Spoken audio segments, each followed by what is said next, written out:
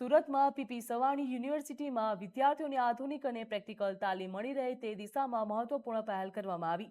યુનિવર્સિટીમાં સ્પંદન અદ્યતન સિમ્યુલેશન લેબનું ભવ્ય ઉદ્ઘાટન કરવામાં આવ્યું. રાજ્યના આરોગ્ય મંત્રી પ્રફુલ પાનસેરિયા મુખ્ય અતિથિ તરીકે ઉપસ્થિત રહ્યા હતા અને તેમના હસ્તે લેબનું ઉદ્ઘાટન કરવામાં આવ્યું હતું. આ પ્રસંગે કિરણ જેમ્સના વલ્લભભાઈ લાખાણીની પણ ખાસ હાજરી હતી.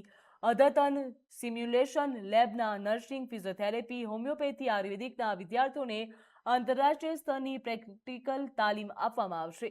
ખાસ કરીને દર્દીની સારવાર કરતા પહેલા વિદ્યાર્થીઓને લાઈવ જેવી પરિસ્થિતિ ઊભી કરીને ઇમરજન્સી, સીપીઆર અને વિવિધ તબીબી પ્રક્રિયાઓની તાલીમ આપવામાં આવશે. આ પહેલેથી જ વિદ્યાર્થીઓના આત્મવિશ્વાસ વધશે અને ભવિષ્યમાં દર્દીઓને વધુ સચોટ અને અસરકારક સારવાર માટે તેઓ તૈયાર થશે.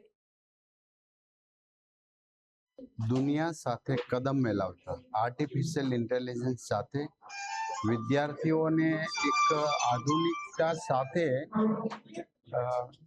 સ્કિલ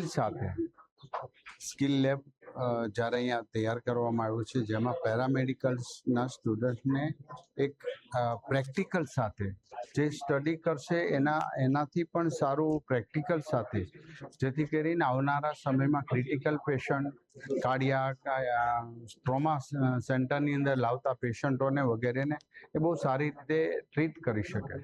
આ પહેલને હું ખૂબ ખૂબ અભિનંદન આપું છું. આવનારા સમયમાં દરેક મેડિકલ ક્ષેત્ર સાથે સંકળાયેલા નર્સિંગ અને હોમિયોપેથિક, આયુર્વેદ અને MBBS બધા જ માટે આ ખૂબ અગત્યનું છે. અને આ સ્ટુડન્ટ્સના સ્કિલ દ્વારા ભવિષ્યની અંદર પણ જે માનો કે નર્સિંગ કર્યું હોય તો પણ એમના critical nursing courses, cardiac courses આ ખૂબ જરૂરી છે. અને ડૉક્ટરની સાથે પેરામેડિકલ સ્ટાફ પણ એટલો જ બ્રિલિયન્ટ હોય અને હોશિયારી એ બહુ જરૂરી છે, જેથી કરીને આપણે પેશન્ટની જિંદગી બચાવીશું.